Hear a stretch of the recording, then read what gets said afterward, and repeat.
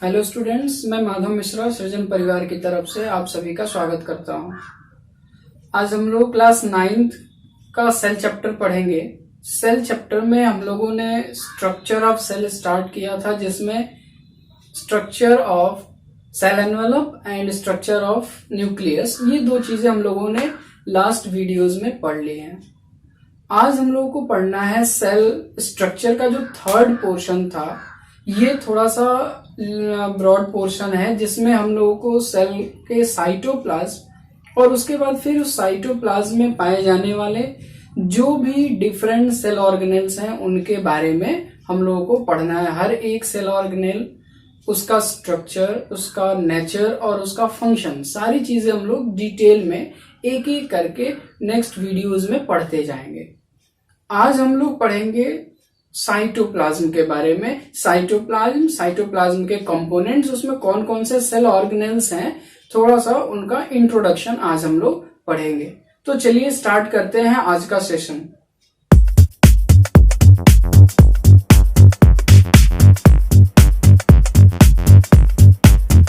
सबसे पहले तो ये समझना है कि एक्चुअली साइटोप्लाज्म है क्या।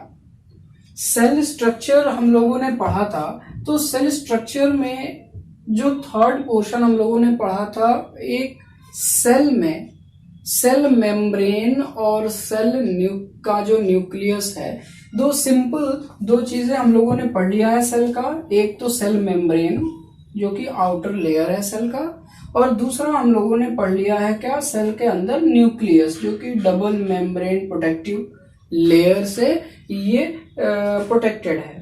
तो ये दो चीजें हम लोगों ने पढ़ी है।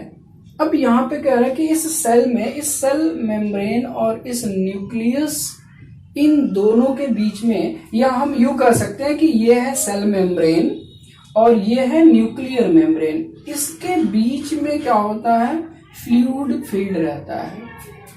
यहाँ पे फ्लूइड भरा हुआ है। ये जो फ्लूइड भरा हुआ है, इसी फ्लूइड को कहते हैं हम लोग साइटोप्लाज्म। तो सेल में साइटोप्लाज्म क्या हो गया, साइटोप्लाज्म एक फ्लूइड है जो न्यूक्लियर मेम्ब्रेन और सेल मेम्ब्रेन के बीच में पाया जाता है।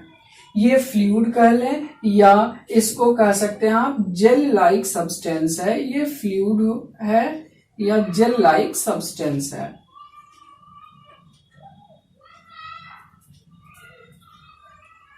Gel like substance. अब इसी साइटोप्लाज्म में नॉर्मली अगर हम देखें तो इसमें दो पोर्शंस होते हैं साइटोप्लाज्म के। कुछ इसका बेसिक कॉन्सेप्ट्स आपको हमने पहले भी बताया हुआ था, इसको फिर से यहाँ हम लोग डिटेल में पढ़ेंगे। अगर साइटोप्लाज्म के कंपोनेंट्स को देखें तो बेसिकली साइटोप्लाज्म के दो कंपोनेंट्स हैं, दो पार्ट्स हैं। कंपोनेंट्स ऑफ साइटोप्लाज्म,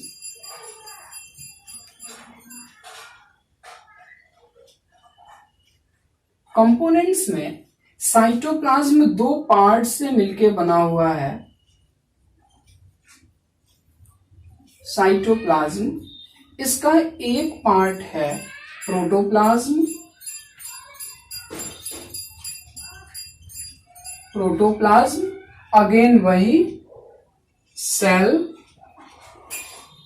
और ये न्यूक्लियस वाला पोर्शन। इस सेल में कह रहा है एक लिक्विड पोर्शन है, और इसी लिक्विड पोर्शन में सस्पेंडेड कंडीशन में डिफरेंट सेल ऑर्गेनेल्स जो कि ग्रेन्यूल्स की तरह से दिखाई पड़ते हैं। ग्रेन्यूल्स इन द सेंस दानेदार, तो ग्रेन्युलर स्ट्रक्चर्स दिखाई पड़ते हैं। तो इसमें एक तो पार्ट हो गया प्रोटोप्लाज्म और इसका दूसरा पार्ट हो गया सेल ऑर्गेनेल्स।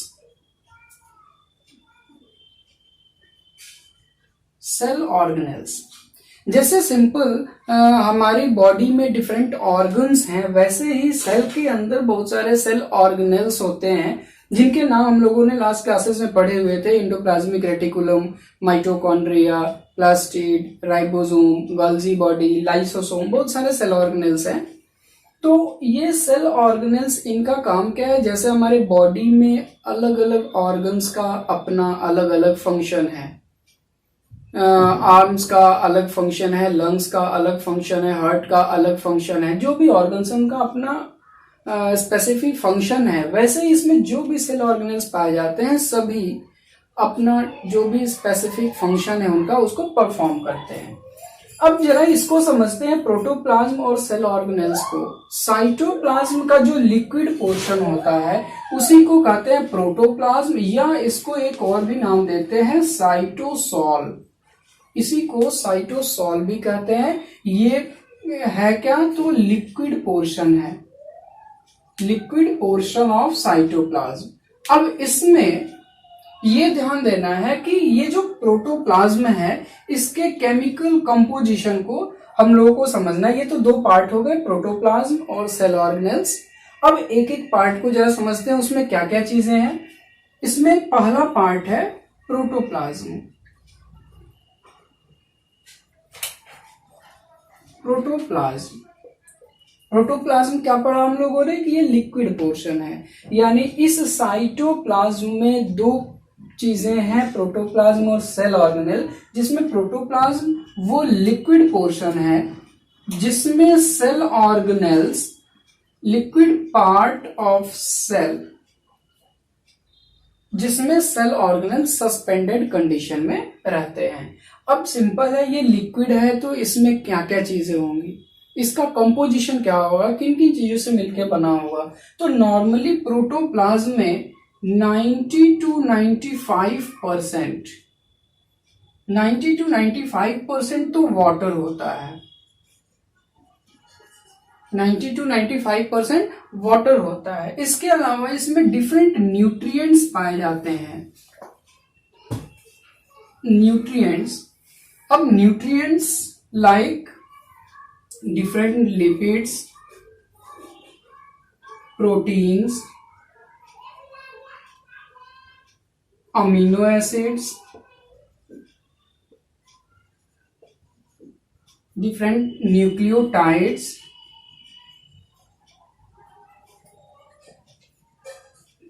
सॉल्ट्स, आयंस, ये सारी चीजें इसी में डिसॉल्व कंडीशन में होती हैं।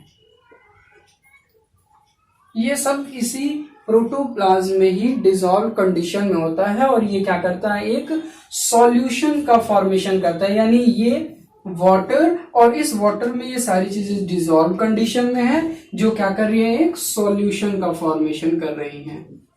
और इसी सॉल्यूशन को ही क्या कहते हैं, प्रोटोप्लाज्म, या इसी को साइटोसॉल भी कहते हैं। ये प्रोटोप्लाज्म, ये साइटोसॉल जो है, ये इस सेल के अंदर डिफरेंट जो भी सेल ऑर्गेनल्स हैं उनके बीच में ये पाया जाता है। यूं कह ले कि इंटरमीडिएट जो स्पेस है, इंटर ऑर्गेनल जो स्पेस है, दो सेलुलर ऑर्गेनल्स के बीच का स्पेस, वो पूरा इस प्रोटोप्लाज्म से फिल्ड है, भरा हुआ है। अब इसके बाद इसका जो सेकंड पार्ट है वो है सेल ऑर्गेनल्स। सेल ऑर्गेनल्स को समझते हैं, कौन कौन से सेल ऑर्गेनल्स हैं।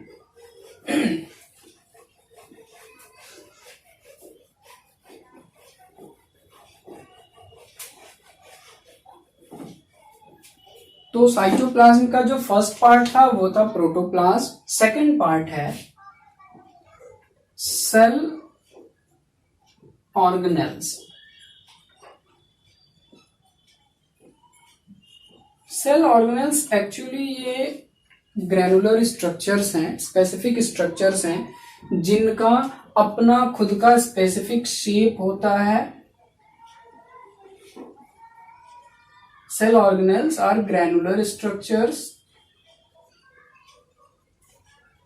which have specific shape and structure। इनका स्पेसिफिक शेप और स्ट्रक्चर होता है और इसके साथ साथ ये स्पेसिफिक फंक्शन भी शो करते हैं, स्पेसिफिक फंक्शन भी शो करते हैं। और सभी सेल ऑर्गेनल्स अपना अलग अलग जो भी फंक्शंस हैं वो फंक्शन परफॉर्म करते हैं और एक साथ सब मिलके इस एक सेल के लिविंग प्रॉपर्टी को मेंटेन करते हैं। नॉर्मली ये जो सेलुलर ऑर्गेनेल्स हैं ये सेल के लिविंग पार्ट्स होते हैं, सेल के लिविंग पार्ट। अब इसमें कुछ सेलुलर ऑर्गेनेल्स हैं जो कि नॉन लिविंग पार्ट भी होते हैं, जैसे लाइसोसोम एक नॉन लिविंग पार्ट है, नॉन लिविंग सेलुलर पार्ट हो गया। लेकिन most of the cellular organelles जो कि लिविंग पार्ट है ये सेल के लिविंग प्रॉपर्टी को एंश्योर करते हैं, उसको शो करते हैं। अब इसमें सेल ऑर्गेनेल्स कौन कौन से हैं? सिंपली सेल ऑर्गेनेल्स के नेम हम लोगों ने पहले भी पढ़ लिया है। इंडोप्लाज्मिक रेटिकुलम, जिसको शॉर्ट में हम लोग क्या कहते हैं, ER। Second mitochondria. Third plastid. Fourth Golgi body, Golgi body को गोल्जी एपरेटस भी लिखते हैं। फिफ्थ है राइबोसोम।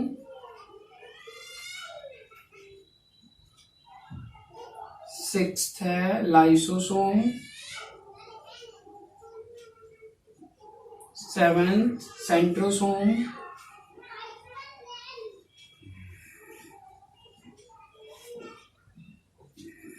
तो ये हो गए कुछ डिफरेंट सेल ऑर्गेनेल्स।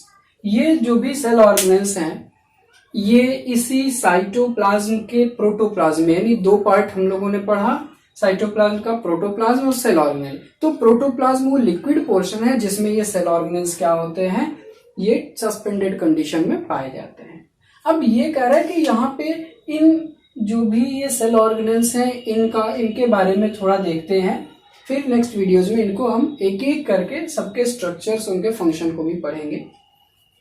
सबसे पहले आते हैं फर्स्ट इंडोप्लाज्मिक रेटिकुलम। ये एक तरफ न्यूक्लियस है, ये कुछ इस तरह से स्टैक्ड स्ट्रक्चर होता है, नेटवर्क लाइक स्ट्रक्चर, जो कि एक तरफ न्यूक्लियस से जुड़ा रहता है और अपने दूसरे एंड पे ये सेलुलर मेम्ब्रेन तक फैला हुआ रहता है, सेलुलर मेम्ब्रेन से जुड़ा रहता है। इंडोप्लाज्मिक रेटिकुलम ये बहुत ही इंपॉर्टेंट सेल ऑर्गेनेल है सेल का, जो बहुत सारे फंक्शंस जो है ये परफॉर्म करता है। अब जब हम लोग इसके स्ट्रक्चर को डिटेल में पढ़ेंगे, इसके टाइप्स और इसके फंक्शन को पढ़ेंगे, तो वहां इसको और भी ज्यादा इसके बारे में समझेंगे। नॉर्मली अगर इसके कुछ इंपॉर्टेंट फंक्शंस को देखा जाए तो इंडोप्लाज्मिक रेटिकुलम का फंक्शन, ये जो सेल मेम्ब्रेन है इसका सिंथेसिस करना, प्रोटीन का फॉर्मेशन करना, डिफरेंट एंजाइम्स जो डाइजेस्टिव एंजाइम्स हैं उनकी सिंथेसिस करना, बहुत सारे इसके फंक्शंस हैं। नेक्स्ट है माइटोकॉन्ड्रिया, जिसे हम लोग क्या कहते हैं, power house of cell.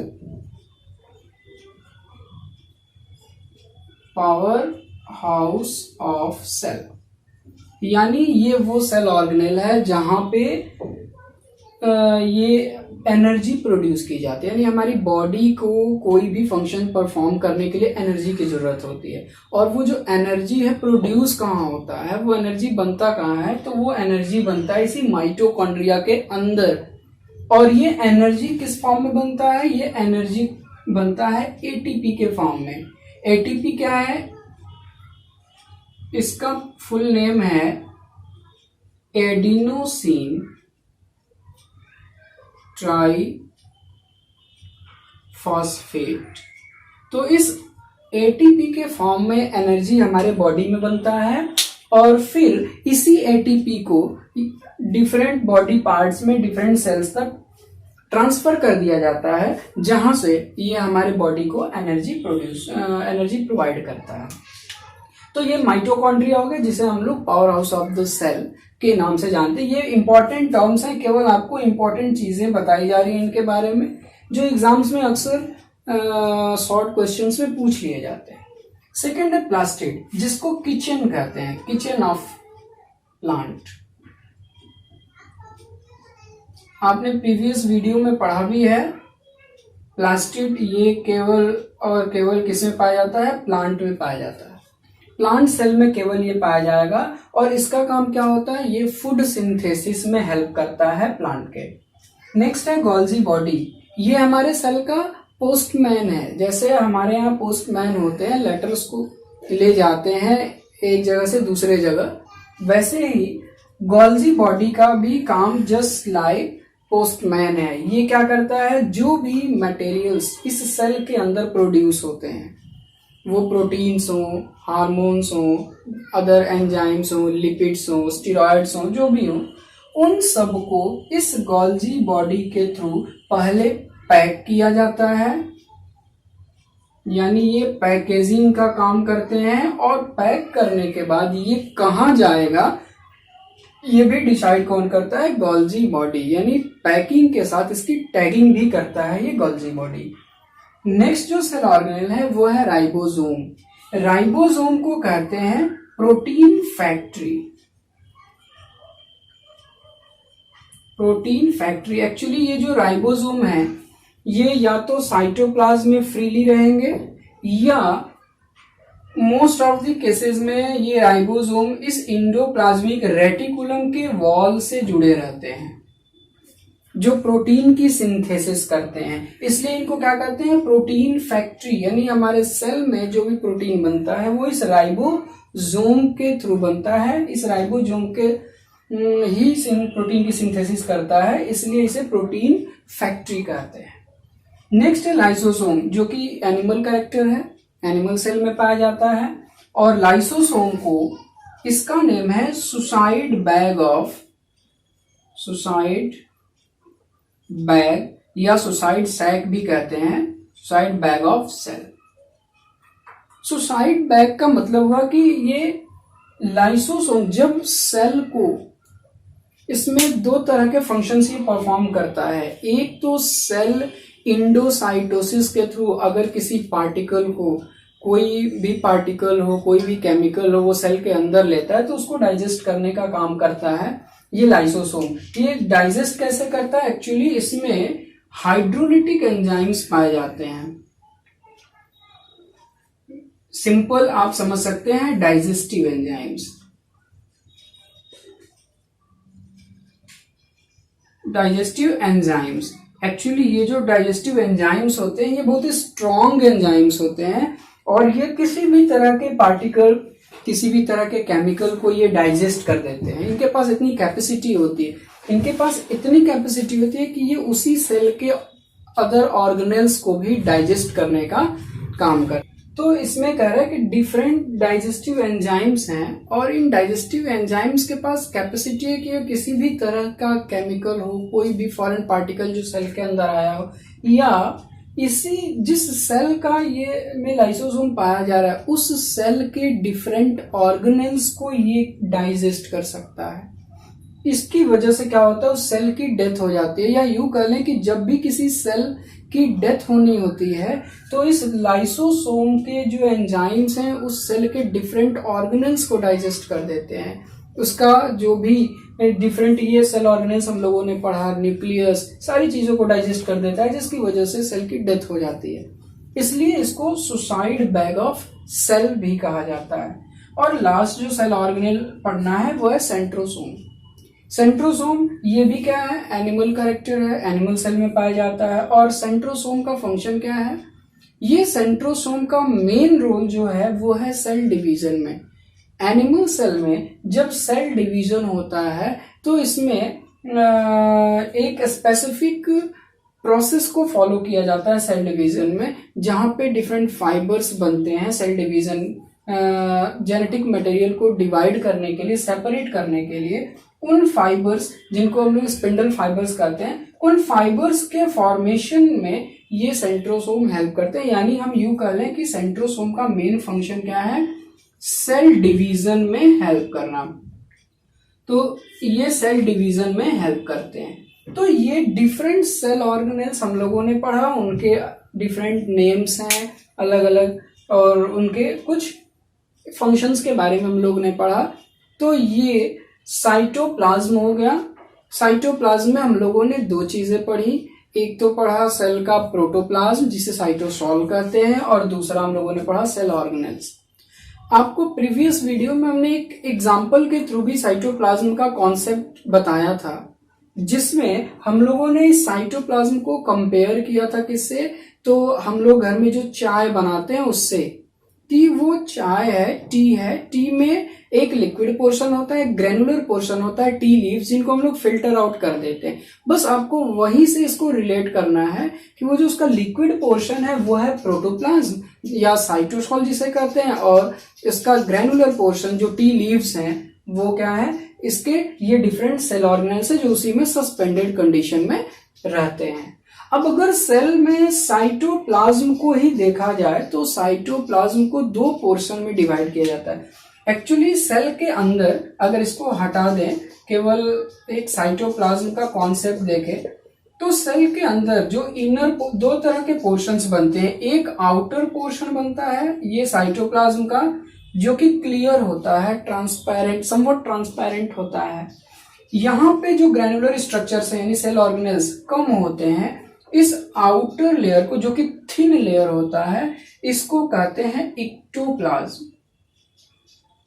Ectoplasm जो कि थिन होगा, यहाँ पे ग्रैनुलर कंसंट्रेशन कम होता है। जो भी ग्रैन्यूल्स हैं यानी ग्रैन्यूल्स इन द सेंस ये सेल ऑर्गेनेल्स, ये इनर साइड में होते हैं, ये इनर लेयर ऑफ साइटोप्लाज्म। तो ये इस इनर लेयर को हम लोग कहते हैं क्या, इंडोप्लाज्म।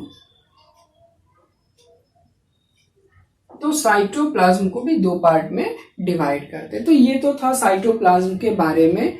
लास्ट इसमें जो बचा हुआ है वो है फंक्शन ऑफ साइटोप्लाज्म। साइटोप्लाज्म कौन से फंक्शंस परफॉर्म करता है, तो ये आपके लिए बहुत ही इजी है। अगर इसके फंक्शन को देखें तो आपको कुछ अलग से डिस्क्राइब करने की जरूरत नहीं पड़ेगी। अभी जो आपने ये सारी चीजें पढ़ी हैं, बिल्कुल यही सारी चीजें आपको फंक्शन में पढ़नी है या एक्सप्लेन करनी है। नॉर्मली ये जो भी सेल ऑर्गेनेल्स हैं, ये सभी सेल ऑर्गेनेल्स पाए कहाँ जाते हैं, ये इसी साइटोप्लाज्म में ही तो पाए जाते हैं। तो जो ये फंक्शन परफॉर्म करेंगे वही फंक्शन हुआ साइटोप्लाज्म का।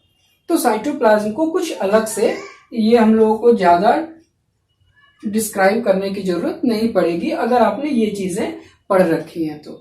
अब चलिए कुछ फंक्शंस को देखते हैं, क्या क्या फंक्शंस हैं। सबसे पहला फंक्शन तो यही है कि साइटोप्लाज्म क्या करता है, it contains different cell organelles. इसमें डिफरेंट सेल ऑर्गेनेल्स इसी में प्रेजेंट होते हैं साइटोप्लाज्म में। सेकेंड एक इंपॉर्टेंट फंक्शन है, थोड़ा इससे डिफरेंट हम लोग देखते हैं। सेकेंड इसका जो इंपॉर्टेंट फंक्शन है, इट एंश्योर और it gives living property of cell. Living property of cell, cell की जो लिविंग प्रॉपर्टी होती है वो इस साइटोप्लाज्म की वजह से ही होती है। अगर सेल में साइटोप्लाज्म न हो तो वो सेल डेड होता है, यानी ये एक लिविंग प्रॉपर्टी के फॉर्म में जाना जाता है कि अगर सेल में साइटोप्लाज्म है तो वो लिविंग है, नहीं है तो नॉन लिविंग है। जैसे इसका एग्जांपल आपको प्रीवियस क्लास में हमने दिया हुआ था, प्लांट्स में एक सेल होता है स्क्लेरेन्काइमा सेल, जिनमें साइटोप्लाज्म नहीं होता, यानी वो नॉन लिविंग सेल है। इसके बाद ये जो साइटोप्लाज्म है, जो भी डिफरेंट मेटाबॉलिक एक्टिविटीज होती है, metabolic activities in the sense कि सेल के अंदर या जो भी केमिकल रिएक्शंस चलते हैं, जो भी सिंथेसिस होता है या ब्रेकिंग रिएक्शंस होते हैं, डिफरेंट बायोकेमिकल्स, नए केमिकल्स बनते हैं, पुराने केमिकल्स टूटते हैं, उनका डाइजेशन होता है, ये सभी मेटाबॉलिक एक्टिविटीज इसी साइटोप्लाज्म में ही होते हैं। ये सभी मेटाबॉलिक एक्टिविटीज इसी साइटोप्लाज्म में होते हैं। नेक्स्ट अगर देखें, जो भी सिंथेसिस हो रहा है, जैसे प्रोटीन की सिंथेसिस,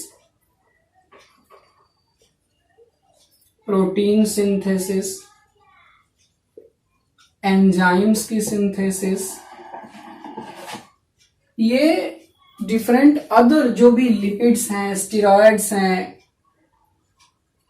लिपिड्स की सिंथेसिस, स्टेरॉइड्स की सिंथेसिस, ये सभी इसी साइटोप्लाज्म में या इस साइटोप्लाज्म में ये जो भी डिफरेंट सेल ऑर्गेनेल्स पाए जाते हैं उनमें होता है। तो इस तरह से ये कह रहा है कि अगर सेल में जो भी रिएक्शंस हो रहे हैं, जो भी फंक्शंस परफॉर्म किए जा रहे हैं, वो सभी कहाँ हो रहे हैं, इसी साइटोप्लाज्म में हो रहे हैं। तो ये इंपॉर्टेंट फंक्शंस है। अब आप चाहें तो इसको और भी अगर आपको पॉइंट्स बनाने हो तो आप यहाँ से सबके एक एक फंक्शंस लिख सकते हैं। ये सभी कहाँ हैं, इस साइटोप्लाज्म में ही प्रेजेंट हैं।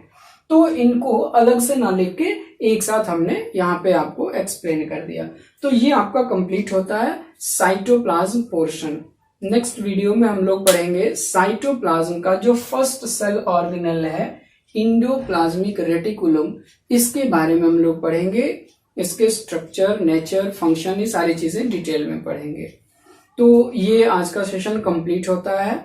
आप वीडियोस को देखते रहिए और जब भी आप वीडियो देखें तो आपके साथ रफ पेन जरूर हो। आप जो भी चीजें बताई जा रही हैं उनको नोट्स करते चलिए, अपने नोट्स बनाते रहिए। और अगर आपको वीडियोस अच्छे लग रहे हैं, समझ में आ रहा है, तो आप चैनल को सब्सक्राइब करिए, लाइक करिए, अपने फ्रेंड्स के साथ शेयर भी करते रहिए। Thank you.